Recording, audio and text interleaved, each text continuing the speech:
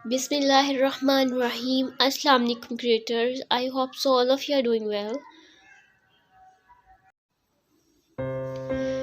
आज हम रेसिपी बनाने के लिए जा रहे हैं। आपको यकीनन ही क्लिप देख के पता चल गया होगा, बट मज़ीद मैं आपको बताती चलूँ कि आज हम बकरे का गोश्त बनाएंगे, मटन शोरबे वाला सालन। तो चलिए स्टार्ट करते हैं। वैसे पर्सनली मुझे ये पसंद नहीं है, यानी कि मुझे गोश्त पसंद नहीं है, बट ये मज़े का बना हुआ था क्योंकि मैंने जो बनाया था।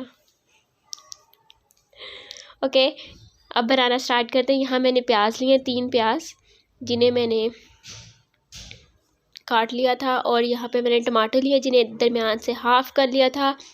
3 टमाटर थे और 4-5 हरी मिर्चें थी। एक चम्मच जिंजर और गार्लिक का पेस्ट, अदरक और लहसुन का पेस्ट 1 चम्मच, और साथ मैंने ये कुछ गरम मसाले लिए थे, और ये लाल मिर्च, हल्दी और नमक। ये आप अपने जायके के हिसाब से लेंगे कि आपको कितनी मिर्ची और कितना नमक खाना है, कितना पसंद है, वो आपकी अपनी मर्ज़ी होगी। और ये मैंने गोश्त मटन दिया है, ये 1 किलो है, और साथ पानी है। अब ये गुज़ाहिर सी बात है, ये गोश्त वैसे तो पकेगा नहीं, तो इन्हें पकाने के लिए सबसे पहले हमें इसे प्रेशर देना पड़ेगा। तो मैं अब ये जितने भी मैंने आपको मसाले दिखाए थे, ये सब प्रेशर देते वक्त साथ इस्तेमाल होंगे।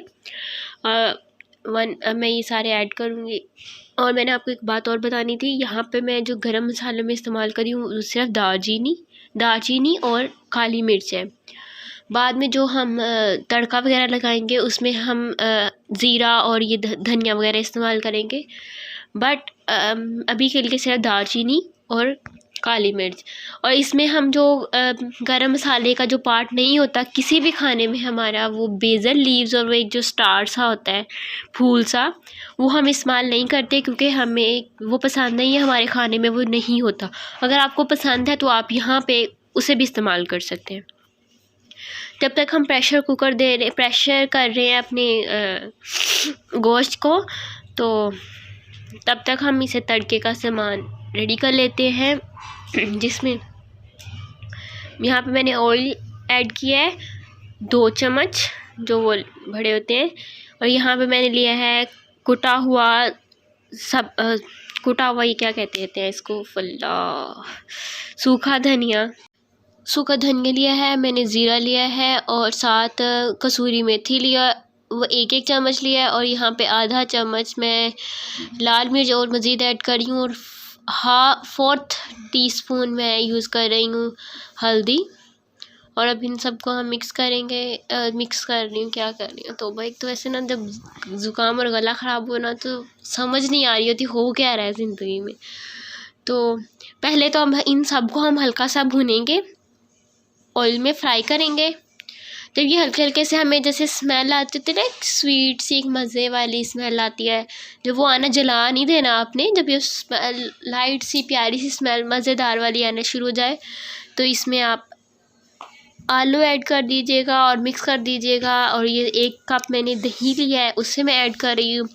एक तो ना मैं अक्सर भूल जाती हूँ वीडियो को स्टार्ट करना, ये आलू जब मैंने डाले थे तब भी मैं भूल गई, और आगे जब मैं ये प्रेशर कुकर देने के बाद वाला भी मैंने शॉट नहीं लिया। आई डोंट नो वाई, पर मैं भूल जाती हूँ, तो प्लीज़ माफ़ कीजिएगा।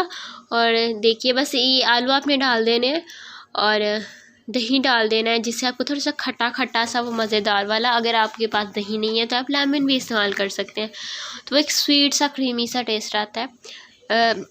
उसके साथ आप, जैसे कि आपके पास दही नहीं है तो आप मलाई पहले डाल दें, फिर वो क्या कहते हैं इसको, लेमन डाल दें, तो वही वाला हिसाब बन जाएगा। थोड़ा सा इन्हें सॉफ्ट होने देंगे आलूओं को, और जब ये आपको लगेगा तकरीबन आपके आलू पक चुके हैं, तो आप इसमें ये गोश्त डाल देंगे। एज यूजुअल, जो मैंने आपको बताया था कि मैं वीडियो शूट करना भूल जाती हूँ, पता नहीं क्यों। तो इस वक्त लाइट भी गई हुई थी, दिमाग ख़राब हुआ था क्या हो रहा है क्या नहीं हो रहा, कभी लाइट जा रही थी कभी आ रही थी, तो ये वाला मसला हुआ था। और बस जब ये आप थोड़ा सा इसे सबको मिक्स कर देंगे गोश्त को अच्छी तरीके से, तो ये मैंने मक्खन ताज़ा ताज़ा रखा है, इससे भी बहुत मज़े का जायका आता है। आप मक्खन की जगह देसी घी का भी इस्तेमाल कर सकते हैं। यहाँ पे मैं कुछ हरी मिर्चें और शिमला मिर्च जो मैंने काट लिए थे वो डाल रही हूँ। ये जो हरे प्याज होते हैं उन्हें काट के मैं वो भी डाल रही हूँ, ताकि मज़ेदार वाला समझ रहे हैं ना, मज़ेदार वाला जायका आ जाए। और बस इसी तरह आप ये, हाँ सॉरी, ये मैं बताना तो भूल ही गई कि मैंने ये गोश्त को प्रेशर कितने टाइम के लिए दिया था। ये मैंने 7 मिनट के लिए दिया था और उसके बाद मेरा गोश्त अच्छे से पक गया था। बस आपने भी यही करना है। जो थोड़ी बहुत गुंजाइश होती है वो आप ये जो अब कर रहे होते हैं ना, ये इस वक्त इस टाइम पे ये पक जाएगा।